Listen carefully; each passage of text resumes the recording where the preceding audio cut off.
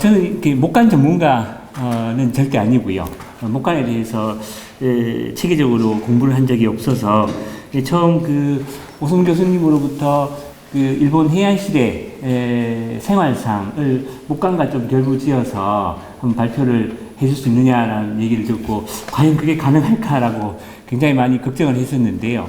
저 개인적으로 일본에서 공부하면서 학위 논문 주제였던 그 여류일기 문화, 특히나 이제 오늘 소개하고자 하는 이 청년일기, 가계로 일기입니다만 그 속에 이제 여러 일상생활을 좀 엿볼 수 있는 그런 장면들이 좀 많아서 그 장면을 좀 여러분들한테 소개를 좀 해드리고 그리고 이제 그러한 그 장면에서 나오는 그런 일상생활과 관련된 이 재료들이 목간에 과연 이제 어떻게 좀 기록이 되어 있는가 그것을 좀 한번 비교해보는 그런 시간을 갖고자 합니다. 준비한 그 요지문을 읽는 것으로 발표를 진행하도록 하겠습니다.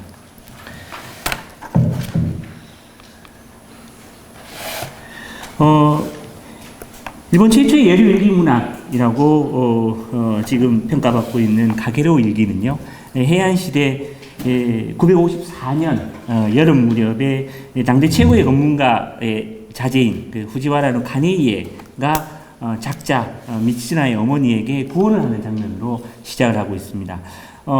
본명이 알려져 있지 않기 때문에 그의 아들, 유일한 아들 한 명 두고 있었는데요. 그의 아들 이름 미치즈나를 따서 미치즈나의 어머니로 불리고 있습니다. 작자는 지방 수령을 지내는 5급 상당의 중류 귀족인 후지와라 토모야스의 딸로 태어났지만 유명한 귀족 집안의 가계도를 정리한 성시조사 기본도서 좀비 분맥, 좀비 문맥 화면은 이제 가계로 일기 첫 시작 부분 필사본 지금 일본 학습원 대학 도서관에 소장되어 있는 기중 자료입니다.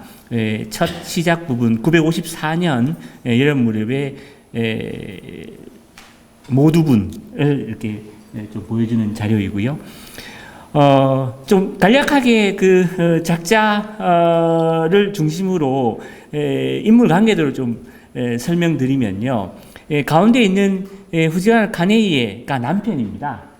작자에게 구원을 한 결혼 전부터 오늘 소개하고 있는 모로스케라는 인물이 그의 아버지 가네이의 아버지입니다. 모로스케라는 인물이 당대 최고의 권력자이었기 때문에 그의 셋째 아들로 태어난 이 가네이 역시 나중에 굉장히 이제 높이 올라갈 것은 뭐 예견된 그런 일이었고요.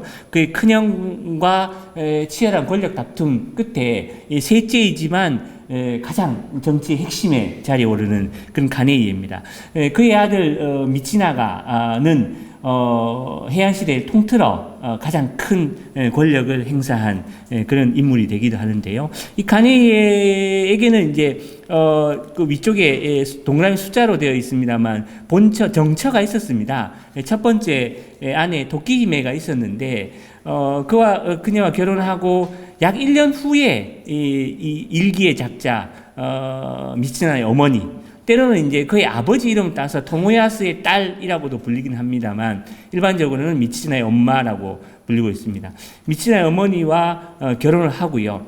그 이후에도 그 해안시대의 그 독특한 결혼 제도로 인해서 일부 일처 다첩제 내지는 일부 다처제라고 하는 그 결혼 제도 하에 다수의 그런 부인을 두고 있습니다. 그래서 이 작자는 그의 그 여성 관계에 굉장히 괴로워하면서 이 일기를 집필하고자 하는 그런 목적으로 일기를 적고 있습니다. 참고로 이 화면은 그 지금 올해 1월 달부터 일본 NHK 대하 드라마 일요일에 방영하고 있는 그것이 딱 요 시기에 해당하는 겐지 모노가타리의 작자에 대해서 그 주변 중심 사건들을 대하 드라마로 방영하고 있어서 그게 캡처 화면으로 좀 활용을 했습니다. 다시 본문으로 좀 돌아가서 이 좀비 문맥에는 이 작자에 대해서 이렇게 소개를 하고 있습니다. 토모야스가 빨간색 네모칸 안에 보이는데요. 그의 아들 있고 그 중에 한 명이 딸 여자라고 적혀 있는 그 부분을 좀 확대해 보면 미츠나 경의 모다 어머니다라고 하고 가인 아주 와카 일본 전통 시가인 와카에 뛰어난 그런 또 인물이기도 했습니다. 본조 제1미인 3인 내야라고 해서 일본에서 그 3명의 미인 중에 한 명이다라고 그렇게 소개할 정도로 굉장히 인물이 출중했던 미인으로 기록이 되어 있습니다. 또한 그 일본 칙찬 시집 천하의 명령에 의해서 편찬된 정부 공식 시집에 38수의 일본 전통시 와가를 수록하는 등 해양시대를 대표하는 시인 36명 중 한 명으로도 평가받고 있습니다. 당시 해양시대에는 여기 참고로 3명으로 지금 일컬어지고 있는 미치나 어머니를 대표로 해서요. 당시 해안 시대의 인물도를 에도 시대의 그런 우키요의 전통 민속화로 그리고 있는 것을 좀 간단하게 소개하고자 가지고 왔습니다. 100명의 가장 뛰어난 한수식을 모아서 편찬하고 있는 백인 일수 우레 하크닝 이슈라는 그 시집에도요 우대장 미츠나 모라고 해서 이 작자의 시가 한수 이렇게 100명을 대표해서 한수 이렇게 수록되어 있습니다. 나게키츠츠 히토리누르 요노 아크르마와 이카니 이사시키 모노토카와 시르라고 해서 혼자서 자는 그 괴로워하면서 혼자서 자는 이 밤이 날이 셀 때까지가 얼마나 길고 외로운 것인지 당신은 알까요? 뭐 이런 정도의 와카인데요. 남편 카네이와의 그런 그 불우한 결혼 생활을 와카로 그 읊고 있어서 또 뛰어난 와카의 자질도 가지고 있었던 인물입니다. 미인과 와카 그리고 또 하나 그 반어질 솜씨 이 세 가지가 겸비된 최고의 당시에서는 이제 최고의 조건의 그 여성 아내였던 인물로 지금 평가받고 있습니다. 다시 그 요지문으로 돌아가겠습니다. 이러한 절세 미모와 와카의 재혼이었기에 20살 무렵 석간가의 귀족 자제였던 카네에게 구원을 받을 수 있었다라고 보입니다. 가계를 이기는 구원의 기록을 시작으로 해서 954년부터 974년까지 약 21년간 그의 결혼 생활을 중심으로 작자의 신변에 대한 일상 생활을 히라가나로 기록하고 있습니다. 상중 하권 3권으로 구성이 되어 있고요. 전체가 실시간으로 기록된 것은 아니고 971년 6월 무렵 그 남편과의 그 원만하지 못한 결혼 생활 를 이유로 작자는 출가를 결심하고 절로 들어가 버립니다. 하지만 이제 남편, 아버지 그리고 아들 비롯한 친족 주변 인물들의 그런 권유 만류를 해서 한 달여 만에 다시 이제 귀가를 하게 되는데요. 이후에 일기를 남기고자 결심을 하고 그 이전의 과거는 회상을 바탕으로 상권과 중권 일부를 기록하고 나머지 하권은 거의 실시간으로 기록했다는 것이 지금은 정설로 여겨지고 있습니다. 부부 동거가 아니라 남편이 아내의 집을 찾아오는 그 왕래혼이었기에 작자는 30날 30밤은 이 몸 곁에 꼭 있어 주십시오라고 매일같이 남편이 찾아오기를 바라고 있지만 실제로는 낮에 본 것이 30일이 넘었고 밤에 본 것이 30일이 넘었고 낮에 본 것은 40일이 더 지났다라고 적고 있듯이 결혼생활 내내 좀 불행한 시간을 보낸 그런 인물로 여겨지고 있습니다. 그래서 오늘 이 발표에서는요, 해양시대 상류 귀족계층의 부인이 기록한 가계로 일기에 작자 신변을 중심으로 다양한 기록이 담겨 있습니다만 그 중에서 식사 또는 식재료와 관련된 그런 기록에 좀 주목을 해서 현재 그 공개되고 있는 목간 자료와 비교를 시도하고자 합니다. 실제 그 목간 자료가 일기에서 일상 생활에서 어떻게 좀 구체화되어 있는지를 살펴보는 것이 목적이라고 할 수 있겠습니다. 카게로 일기에 기록된 식사 기록을 좀 우선 살펴보겠습니다. 작자의 남편 후지와라 카네이의 아버지 후지와라는 모로스케라는 인물은요, 그의 저택이 교토 쿠조라는 곳에 있었기 때문에 구조 대감 큐조 도노라고도 불리는데요. 그가 남긴 이제 가훈서 구조 대감 6에는 하루 일과에 대해서 꼭 지켜야 될 하루 일과에 대해서도 기록하고 있습니다. 이게 52페이지 화면 상단에 있습니다. 먼저 아침에 일어나면 작은 소리로 자신의 별자리를 7번 읽고 거울을 들여 얼굴을 닦고 그 다음에 그날의 그 길흉을 달력을 보면서 확인을 합니다. 그리고 식사와 관련된 일 중에는요, 죽을 먹는다. 그리고 머리를 빗고, 이건 빗는다라는 표현이지만 아마도 머리를 감는다라고도 해석이 가능할 것 같습니다. 손발톱을 깎는다처럼, 하루하루, 그때그때 지켜야 될 그런 일들을, 남기고 있습니다. 기록에서도, 보시다시피, 해양시대의 귀족들은 아침 식사를, 죽으로 한 10시 무렵에 가볍게 했고요. 저녁은 해가 지기 전 오후 4시경에 먹었다고 전해지고 있습니다. 이러한 기록은 카게로 일기 본문을 통해서도 확인이 됩니다. 식사와 관련된 기록을 정리해 보면 표 1과 같습니다. 식사라고 해도 지금의 이제 그 한자 식사나 그 다음에 식이라는 단어가 반드시 들어가는 건 아니고요. 첫 번째 모노 물건 물자를 써서 이 상이라는 혹은 식사로 의역이 가능한 그런 장면들이 있습니다. 첫 번째 상을 차리게 했다. 막 먹기 시작했을 때라든지요. 그 다음에 두 번째 그 52페이지 식사의 두 번째 예는 도리에 앉아 물 흐르는 통 위에 쟁반을 얹고 식사를 했는데 이건 좀 외출했을 때 그런 식사 장면입니다. 이렇게 마음을 졸이고 있으니 음식도 제대로 넘어갈 리가 없다. 그 물건 물자에 해당하는 일본어 히라가나 모노로 대체가 되는 그런 장면입니다. 그의 자식의 미치츠나를 대동해서 그 밖으로 외출했을 때 집에서 먹던 것과 달리 정말 그 식사가 제대로 준비가 되지 않아서 4번 같은 경우에는 그 아들이 식사를 제대로 못하는 거에 안타까움을 너가 이런 거친 음식을 먹고 있으니라고 좀 걱정하는 그런 장면에서도 음식이라는 것이 등장하고요. 5번 같은 경우에도 같이 이렇게 외출을 했던 사람 집에 가서 그 사람이 권해서 식사를 하게 되었다라는 그런 장면도 있습니다. 53페이지로 가면 물자 외에 대자라고 해서 이건 이제 거의 상으로 해석이 가능한데요. 잠시 후 상을 내어서 조금 먹고 있는데라는 그런 정도의 본문으로 해석이 되고요. 식사 대의 두 번째 그리고 초저녁이 되어 등불을 켜고 식사를 하고 있는데라는 그런 예문입니다.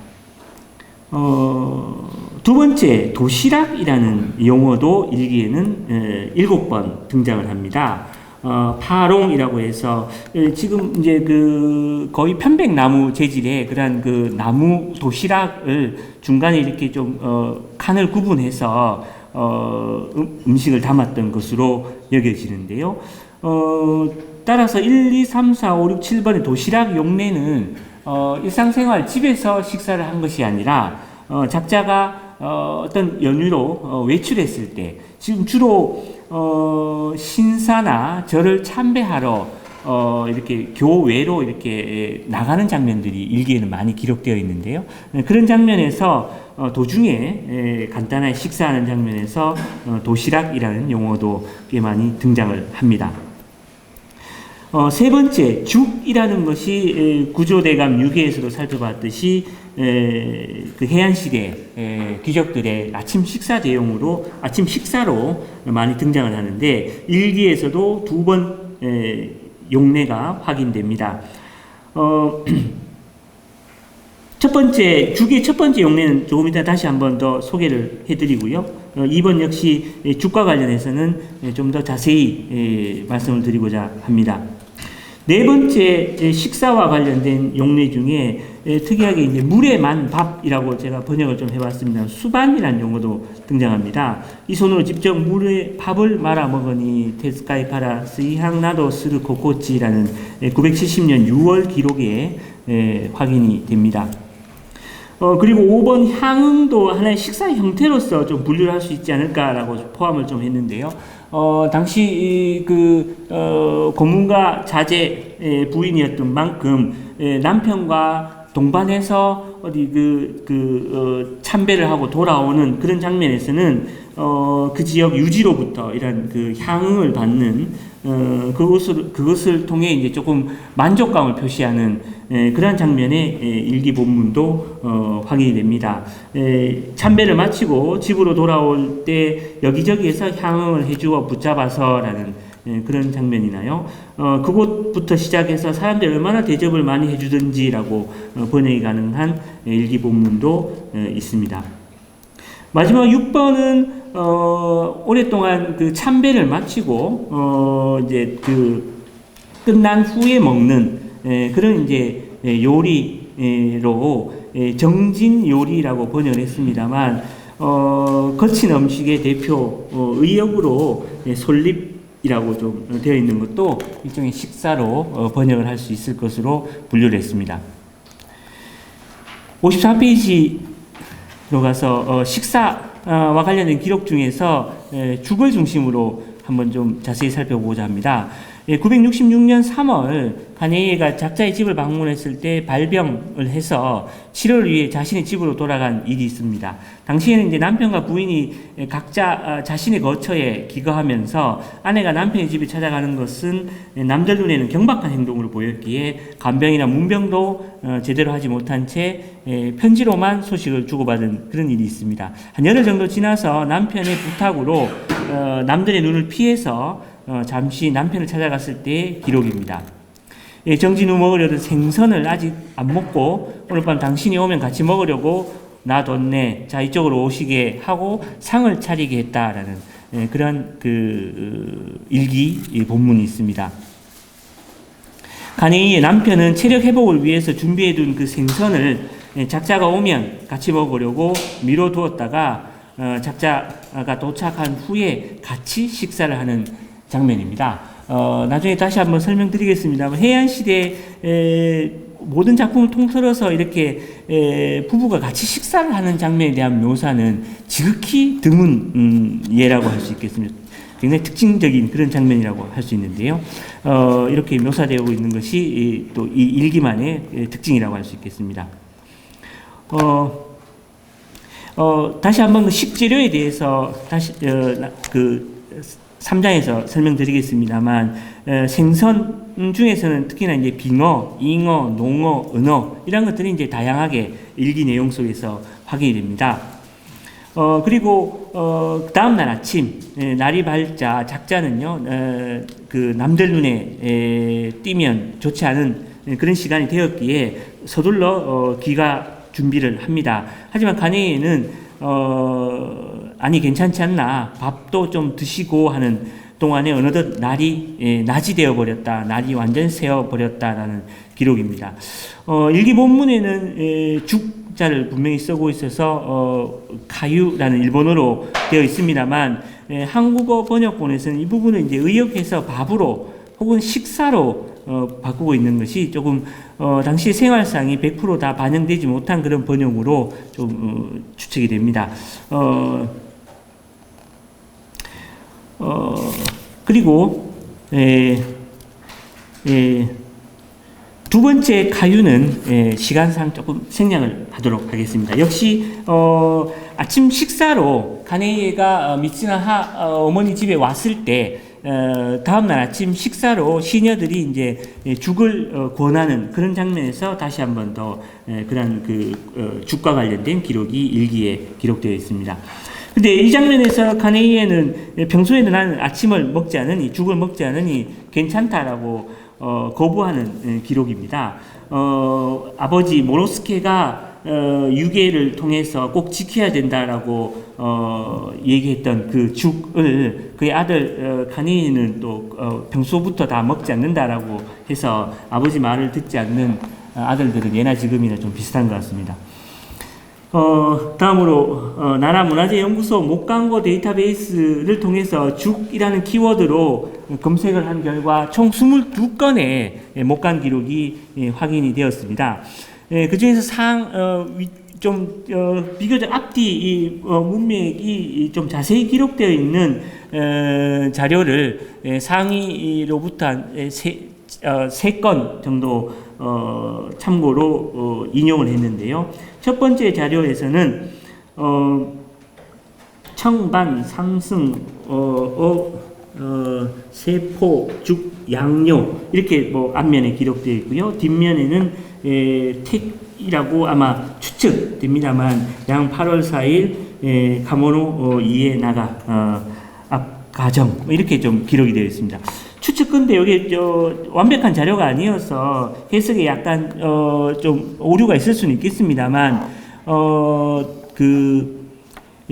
앞면 기록을 보면 쌀 세대 지금의 약 4.5kg 정도에 해당하는 적지 않은 양입니다. 그것을 요구해서 고급 천과 주계 재료를 제공하였고 그것이 제공된 날짜와 장소 이것이 아마 8월 4일 카모노 이에나가의 인명으로도 추측이 되고요. 혹은 카모 집안의 가장, 장자 집에서 제공했다라고도 번역할 수 있겠습니다. 양과 시기를 볼 때 아마도 음력 8월 15일 전후로 일본에서 실시되고 있는 그 15야 우리 그 음력 추석에 해당하는 그런 연중 행사입니다. 그 행사에 참석한 사람들에게 죽을 제공하기 위해서 아마 세대 분량의 그런 많은 양의 쌀을 미리 준비한 것이 아닐까 이렇게 좀 추측이 됩니다. 두 번째 자료 역시 비슷한 자료입니다.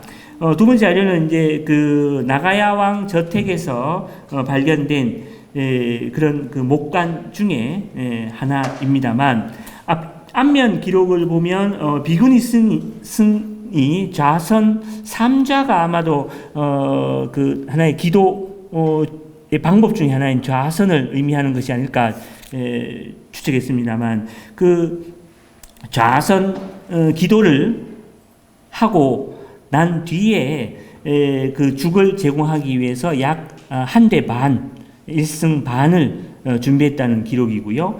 그것을 받은 사람이 아마도 소자 그리고 받은 일시가 14일이 아닐까라고 추측됩니다. 그 월에 대한 기록이 확인이 되지 않기 때문에 이건 어디까지나 추측의 영역입니다만 일본에서는 음력 7월 15일 백중이라는 아주 큰 연중 행사를 가지고요. 그 백중 행사 때는 이제 절이나 그 귀족 같은 경우는 개인 저택에서 이런 공양을 올리기도 합니다. 그 공양에 참석한 사람들에게 아마도 이 쌀죽을 준비하기 위해서 그 부른 비구니승과 같이 이런 쌀죽도 준비했다라는 그런 목간 기록으로 추측이 됩니다. 마지막 죽과 관련된 자료 세 번째 자료는 마찬가지로 나가야 왕 저택에서 발견된 목간 자료입니다.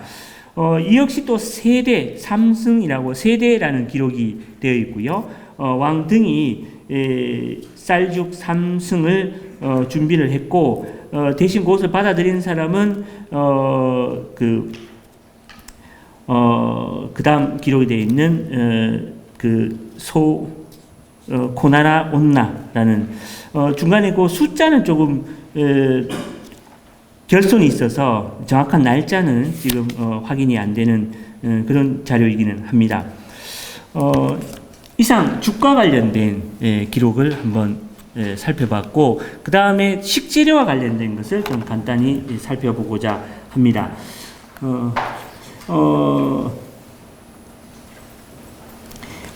그 식재료와 관련해서는 다양한 식재료가 일기에 기록되어 있습니다. 작자는 968년 9월에 하츠세절이라는 하세데라라는 절을 참배하기 위해서 일종의 여행을 떠나게 됩니다. 남편은 공식 행사가 있어서 그걸 마치고 같이 가자고 권하지만 그것을 기다리지 않고 작자는 출발을 서두릅니다. 그 여정이 좀 자세히 기록되어 있는데요. 교토 구조의 법성사를 거쳐서 우지시에 있는 카네이 별장 우지잉에 도착한 후에 지금의 나라현 사쿠라이시 스바이치라는 곳에 드디어 5일째 되는 날 도착해서 다음 날 이제 장곡사 하세데라에 참배를 하게 됩니다. 참배를 마치고 돌아오는 일정도 역시나 자세히 기록되어 있는데요. 귀갓길에는 교토 구세군 미야케를 거쳐서 마중 나온 남편 카네이에와 우지잉에서 합류해서 남편의 숙부에 해당하는 후지하는 모로우지 별장에서 환대를 받고 집으로 돌아오는 10일간의 그런 여정이 기록되어 있습니다. 이 장면에서 보면 인용문 뒤쪽을 보니 걷다 지친 하인들이 볼품없는 유자, 배를 아주 소중한 듯이 손에 들고 먹고 있었다. 도시락을 먹고 배에 자기가 타고 왔던 그 우차를 싣고 강을 건너서 더 앞으로 나아갔더니 이런 기록이 있고요. 돌아오는 길에 남편의 그 숙부에 해당하는 모로우지가 매우 아름답게 단풍든 나뭇가지에 꽁과 빙어 매단 것을 건네며 식사를 초대하는 그런 장면. 그리고 얼마 지나지 않아 다시 잉어와 농어를 그 다이나곤 모로우지가 다시 또 주셨다라는 그런 그 식재료와 관련된 기록들이 일기에 되어 있습니다. 식재료와 관련해서 본문 기록을 정리한 것이 표 3입니다. 생선, 빙어, 잉어, 농어, 은어, 조개 등의 기록이 보이고요. 가금류에는 이제 꿩, 키지가 있습니다. 그리고 난류 알과 관련해서는 이건 히라가나로만 적혀 있기 때문에 사실 여러 설이 있습니다만 카리가 지금의 이제 기러기로 추측되기에 저는 그 기러기 알로 번역을 하고 싶은데 한국어 번역본에는 이제 오리 이게 그 카모라고 하는 그 히라가나의 모와 리가 좀 비슷한 그런 그 초서체에서 아마 오류가 있었지 않을까라는 그런 추측에서 아마 오리알로 번역했을 수도 있습니다만 알류에는 기러기 알이 있습니다. 그리고 해조류에 이제 청각채, 과일류에 방금 읽었던 그 일기 본문에서 등장한 유자를 비롯해서 귤나무, 그리고 59페이지에 들어가서 배, 그 연밥, 과일 이런 기록들이 일기에는 있습니다. 그리고 오늘 또 주목해 보고 싶은 것이 6번째 이제 구운 쌀인데요. 구운 쌀. 구운 쌀이 특이하게 좀 저는 좀 평소에는 잘 접해보지 못한 그런 용어여서 그 목간 자료에도 확인이 되었기에 한번 그 자료를 한번 더 자세히 준비를 했습니다. 그 다음 채소류의 무, 그리고 열매류의 밤과자, 카이그리. 그 다음에 마지막 술, 이런 것도 이제 뭐 식사의 하나의 종류로 또 볼 수 있어서 한번 예문을 한번 조사해 봤습니다. 59페이지 식재료와 관련된 기록 중에서 주변에서 흔히 볼 수 있는 무와 야요이 시대 때부터 일본이 즐겨 먹었으면 이제 고사기 기록에도 등장하는 이 은어, 아유라고 일본어를 합니다만, 혹은 구운 살 이런 것들이 이제 목간 자료에도 확인이 되었기에 자료 4, 5, 6번으로 준비되어 있습니다. 60페이지 위쪽에 보면 이제 자른 무, 채 쓴 무를 이제 유자즙에 묻혀서 내왔다라는 그런 일기의 기록이 있고요. 그 다음에 이제 은어가 밤사이 그 어부들이 굉장히 이렇게 그 낚시로 강가에 언어들이 굉장히 많이 잡혀서 이렇게 많이 쌓여 있었다라는 그런 본문 기록도 보이고요. 마지막 세 번째가 이제 구운 쌀입니다만, 구운 쌀, 이거 이제 작자는 이제 남편과의 완전 사이가 좋지 않아서 이제 교토 외곽으로 이사를 하게 됩니다. 그때 이제 찾아오는 사람들에게 대접할 목적으로 쌀을 구워서 좀 간식으로 내주었다라는 그런 기록도 보입니다. 목간을 통해서도 무에 해당하는 다이콩 자료 4번입니다. 그리고 자료 5번에 은어, 그리고 자료 6번에 이제 구운 쌀, 특히나 이제 자료 6번 같은 경우에는 이게 항아리로 두 항아리나 이렇게 두 단지나 아사히라는 곳에서 이제 진상했다. 라는 기록이 목간을 통해서 확인이 되었어요. 당시 해안시대 때는 이러한 구운 쌀 이런 것들이 이제 또 하나의 중앙 정부에 납품하는 그런 이제 목록에도 포함되어 있던 것을 알 수가 있습니다. 마지막 정리를 하겠습니다. 해안시대는 이런 히라가나의 사용의 보급으로 여류 일기문학, 히라가나로 작성된 그런 여류 일기문학이 굉장히 많이 집필되고 그것들이 지금 많이 남아있는 대표적인 시기입니다. 오늘 소개해드렸던 이 청령일기, 카게루 일기를 비롯해서 다양한 여류 일기문학이 있는데 그 중에서 특히나 이 카게루 일기에 이런 식재료와 관련된 기록들이 굉장히 자세히 기록되어 있는 것이 또 하나의 특징이라고 할 수 있겠습니다. 목간 기록에서 당시 일기에 기록되어 있는 그런 식재료 이런 것들이 생선, 술, 조개 63페이지입니다만 무, 은어, 청각채, 꽁, 잉어, 배, 유자, 구운 쌀 이런 것들이 이제 목간 기록을 통해서도 구체적으로 확인이 되고 있습니다.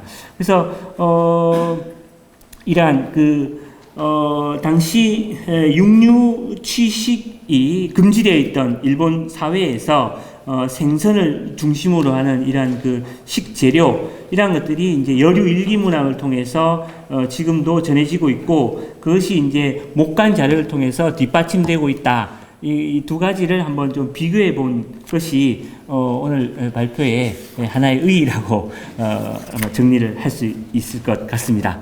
네, 이상으로 발표를 마무리하겠습니다. 감사합니다.